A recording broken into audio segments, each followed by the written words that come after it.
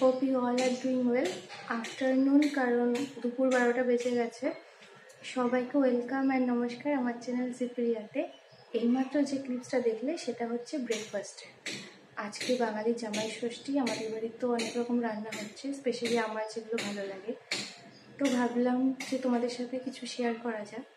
তো আজকে একটা রেসিপি শেয়ার করব যেটা আমার খুব প্রিয় আর রান্না করা ভীষণ ইজি। তাই জন্য আমি ক্যামেরাটা অন করেছি। তো রান্নাঘরে যাওয়া যাক, কারণ মা রান্না বসিয়েছে। আর যে জিনিসটা শেয়ার করবো সেটা হচ্ছে একটা মাছের রেসিপি, খুব ইজি কিন্তু খেতে ভীষণ টেস্টি হয়।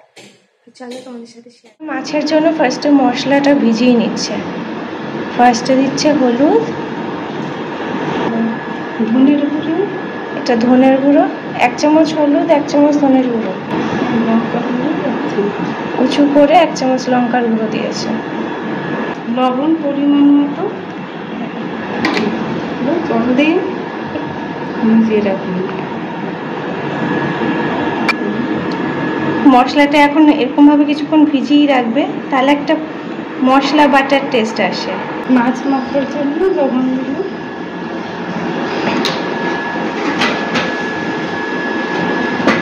হলুদ গুঁড়ো, লবণ আর হলুদ দেওয়া হলো। এবার মাছটা ভালো করে মেখে নেবে। মেখে তো বেশিক্ষণ রাখতে হবে না, বেশিক্ষণ মাছ মেখে বেশিক্ষণ রাখার দরকার হয় না। রাখলেও অসুবিধা নেই, না রাখলেও অসুবিধা নেই। মাছ মাখা হয়ে গেছে, লবণ হলুদ দিয়ে মাছ মাখা কমপ্লিট। এবার এটা কতক্ষণ রাখবে? এবার 3-4 মিনিট রাখলে, 3-4 মিনিট পর রান্না শুরু করবে।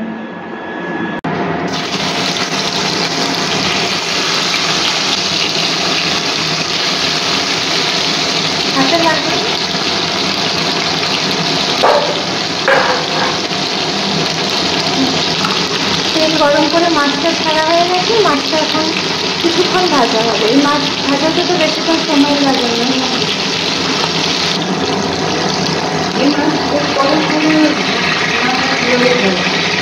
দয়া করে ভাজলে এই মাছ অতটা স্বাদ লাগবে।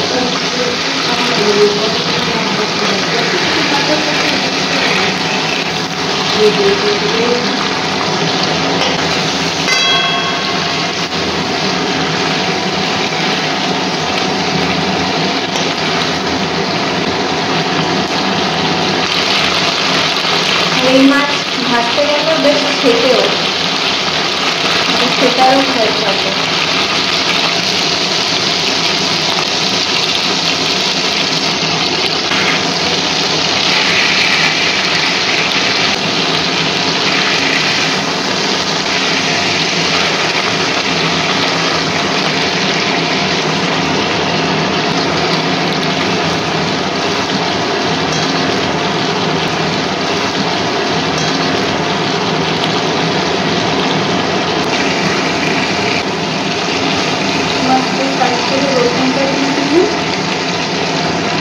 কয়েকটা রসুন গাছ থেতো করে তেলে দিয়ে দেওয়া হবে, একটু ভেজে তারপর মশলাটা দিয়ে দেওয়া হবে।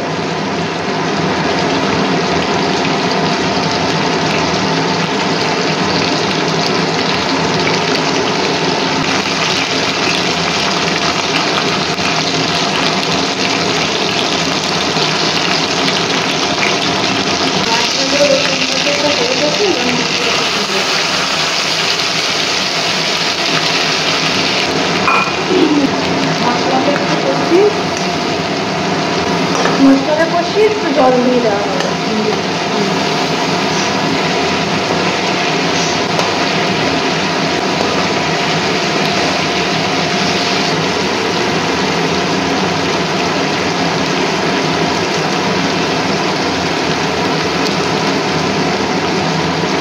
মশলা কষানো হয়ে গেছে, এবার জল দিয়ে দিই। আর মশলার বাটিতেই জলটা নিয়ে দিয়ে দেওয়া হচ্ছে। বেশি পাতলা ঝোল হবে না,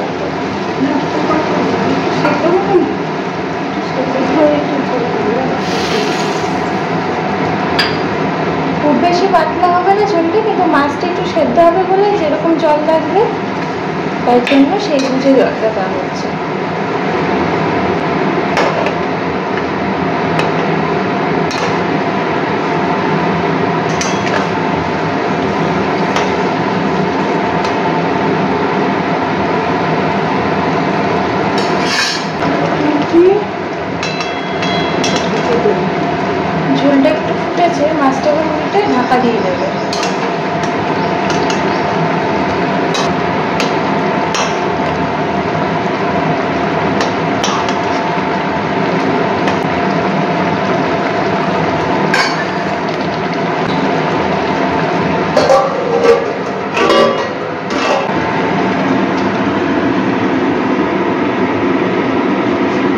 আঁচটা কমানোই থাকবে।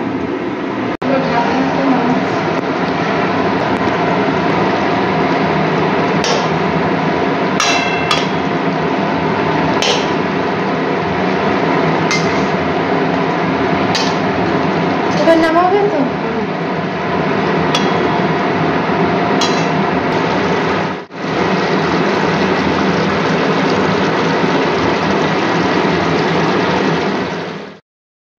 তৈরি হয়ে গেল বোয়াল মাছের রেসিপিটি। এতটাই ইজি ছিল, খেতে যেরকম টেস্টি হয়, করতেও কিন্তু বিশেষ কোনো ঝামেলা নেই। আমরা এটাকে বলি রসুন বোয়াল। আপনারাও একবার এইভাবে করে দেখুন বাড়িতে, আশা করি আপনাদের সবার ভালো লাগবে। ভিডিওটি দেখার জন্য অসংখ্য ধন্যবাদ। আশা করি ভিডিওটি ভালো লেগেছে, আর রেসিপিটি ভালো লাগলে আমার চ্যানেলটিকে সাবস্ক্রাইব এবং লাইক, কমেন্ট, শেয়ার করে আমার পাশে থাকার অনুরোধ রইল।